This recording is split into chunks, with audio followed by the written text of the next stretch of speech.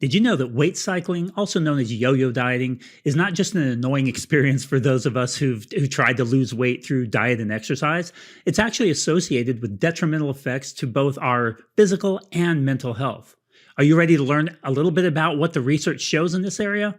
Well, I'm Jeff Ash, certified nutritionist, personal trainer, intuitive eating coach, and someone who just loves keeping up to date with the latest in the area of nutrition and training science. And you are listening to the Men's Intuition Podcast. So, weight cycling, also known as yo-yo dieting, is the repeated loss and regain of body weight. Now, there's evidence to suggest that weight cycling can actually have negative effects on physical and mental health. It's not just this annoying thing that we experience when we put all this effort into diet and exercise only to see all of that progress, in quotes, come back later, that lost weight to come right back. And in many cases, often overshoot where we were when we started, because it's not uncommon for people to not only regain the weight that they lost, but also to gain more than what they lost to begin with. Now, when it comes to our physical health, there's an increased risk of things like cardiovascular disease. So studies have found that weight cycling may actually increase the risk of cardiovascular disease, potentially due to the effects of weight cycling on things like insulin resistance, inflammation, and oxidative stress inside the body.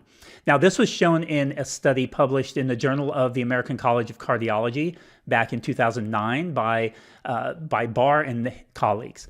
Now, another study published in the International Journal of Obesity found that weight cycling was actually associated with an increased risk of death from cardiovascular disease. This was back in 2000 by Folsom and their colleagues. So not only are there negative impacts or potential negative impacts on cardiovascular disease and risk, but we also see some negative effects show up in the research on metabolism. And weight cycling has been shown to impair metabolic function and contribute to things like insulin resistance, which can increase our risk of type 2 diabetes. A study published in the International Journal of Obesity found that weight cycling was actually associated with decreased insulin sensitivity. What that means is our body's ability to respond to insulin. And so insulin is a hormone that unlocks the cells, basically. It acts like a key. It unlocks the cells so they can take in the glucose for the energy. And if we're not sensitive to the insulin, that becomes a problem. So the insulin rises and our cells are not sensitive to it, and so they don't take up that glucose, and that's why we end up with high blood sugar in our body. So in any case, it was associated with a decrease in this insulin sensitivity, so that's a bad thing, which can then, of course, increase our risk of type 2 diabetes.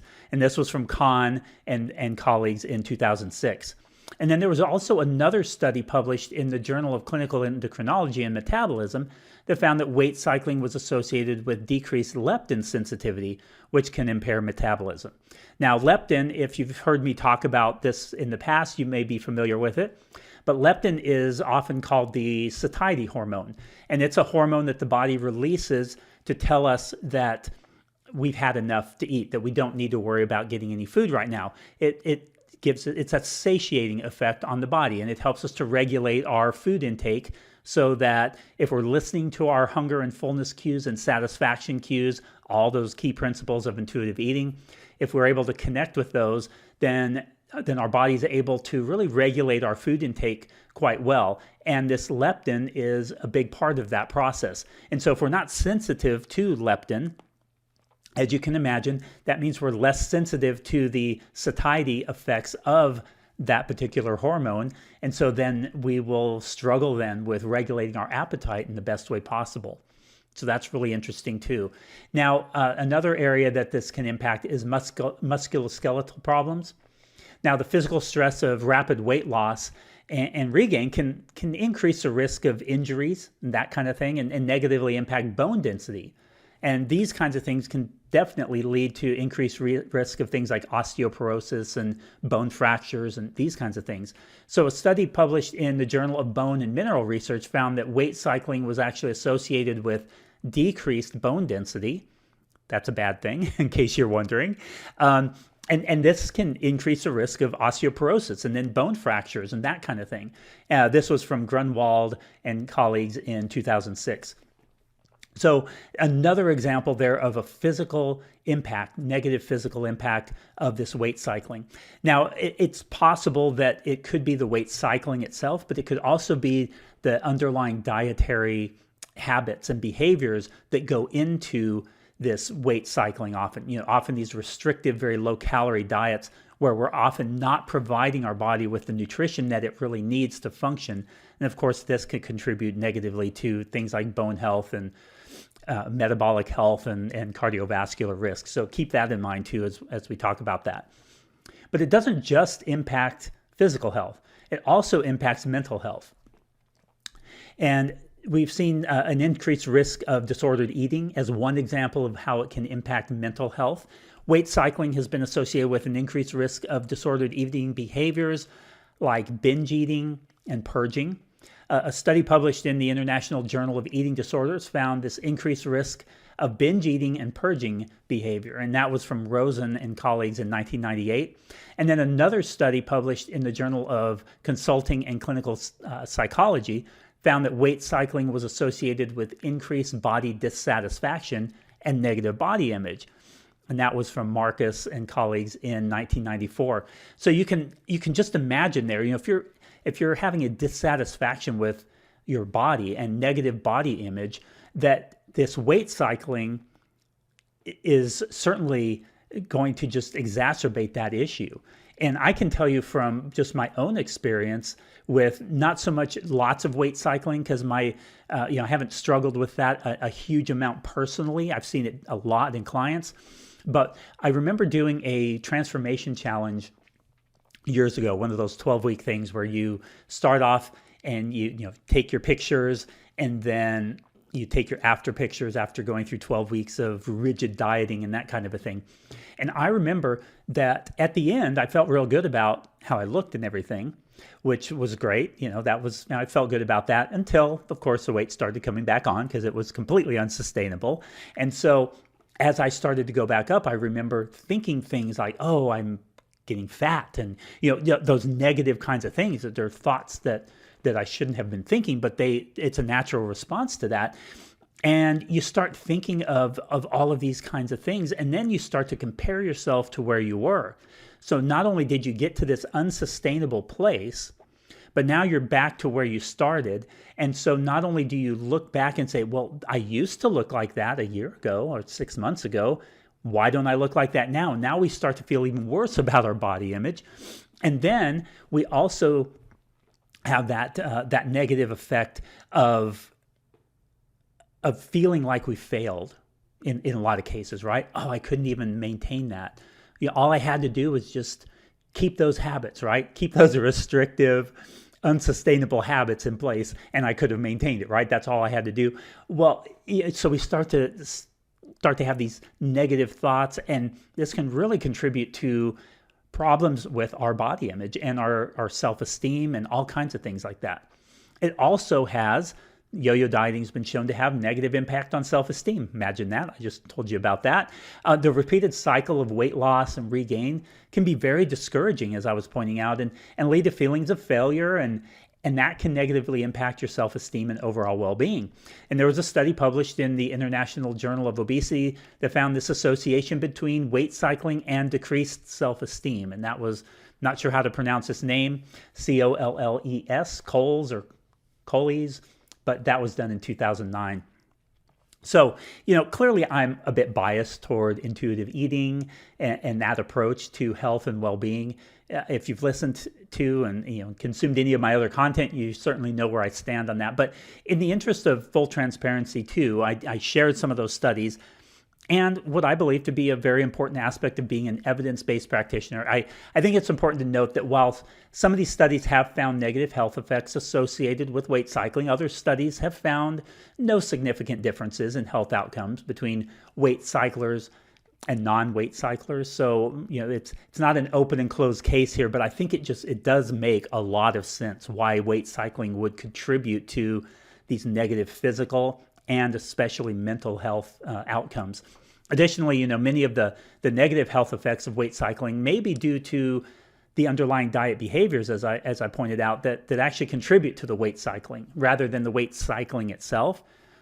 doesn't matter really, right? I mean, it doesn't matter too much. Maybe from a scientific perspective it does, but if the outcome is a negative outcome when you experience this weight cycling, regardless of what the cause is, it's probably something that we should maybe reconsider as an approach to our health. But again, it takes us right back to many of those problems with dieting behaviors and this weight-centered approach to health in general. These studies provide some of the evidence for the negative effects of weight cycling on health, but it is important to keep in mind that these studies are observational also in nature, and they do not really establish causality, something some weight-focused practitioners should probably maybe consider in their own research interpretation when it comes to some of these topics as well, because often they interpret findings through the lens that body weight in and of itself is always the cause of the issues. But additionally, these findings may not be generalizable to all populations, so we need to keep those things in mind. So those are my little disclaimers on some of these findings, not to undo the validity of them because I think they're perfectly valid, but just to point out that there are some nuances to this particular subject, and that it's good that we understand that. But in any case, it's usually best to focus on adopting healthy habits and honoring your hunger, connecting with your fullness cues, adequate sleep, reducing stress, regular physical activity, rather than engaging in these restrictive diets or weight loss strategies that may lead to weight cycling. So now, if you have struggled with weight cycling over the years, then intuitive eating may actually be a great option for you. Its focus on putting weight loss on the back burner and instead focusing on those health promoting behaviors and providing for your body rather than restricting can really help you to implement these health promoting behaviors. There are some different ways that you can go about this. So, there's going to be a different approach that's going to work well for each person, and that's also going to fit within the financial means that you have available also. One thing that you can do is you can read the book Intuitive Eating, A Revolutionary Anti-Diet Approach by Evelyn Tribole and Elise Resch. They go much more in detail into a lot of the research into this particular area, and that's a great low-cost option to get started in becoming an intuitive eater. You can also follow my free content here on the podcast, as well as the content on Instagram at intuitive.eating.men. But you also can reach out for one-to-one coaching with me, or if you are, if you're a woman listening or man, and you just prefer to work with a woman or somebody else, maybe you like what I'm saying, but you don't like my personality or how I communicate. Totally fine. I get it. We're all different. We all have our own preferences. I can recommend a number of different people who I would trust in this area. So definitely reach out to me. But that would be another option. That's, of course, going to be a little bit more costly option, but it can be well worth it, especially if you're really struggling in some areas. That can be a way to get a real good handle on all of this and unpack some things that are very specific to you as an individual. Or I'm also excited to announce that my new intuitive eating course called Equipped to Thrive will be out on Monday, February 20th. So that's basically a week from the date that this episode is released. Now, this is a 13-lesson video-based course that will take you through all the principles of intuitive eating and help you to understand them, but also provide you with practical ways that you can actually implement it into your life. And then in addition to each of those video lessons, there's supplemental content, supplemental resources, and then also activities that you can engage in if you want to, along with the video lesson, to help you further understand it and implement it and put it into practice. So it's basically kind of like working with me in a sense, and to learn to understand those principles and then also find ways to implement them. But in addition to that course, if you're a guy, sorry, ladies, I can direct you to some wonderful groups for women, but this group is going to be just for the guys. I'm also starting the Equipped to Thrive men's community, where you can get daily support from a community of like-minded men that are all on the same journey. And then you can also interact with me there as well. So while it's not private one-to-one coaching, you can still get a lot of your questions answered. You can still share your thoughts and your frustrations and your challenges and your triumphs all along this process of intuitive eating and learning to implement those principles of intuitive eating. I find these groups to be super helpful because it can help reinforce what you're learning from the course, but it can also just help you on your day-to-day journey as you're encountering different struggles and challenges that we all face. You'll be able to hear from other men who have possibly gone through the same thing and maybe figured out a way that worked well for them. You can also interact with me, and I can share my thoughts and insights and things that I would share with my coaching clients as well. All of that can go on inside the group. It's going to be a group that's very much like a Facebook community.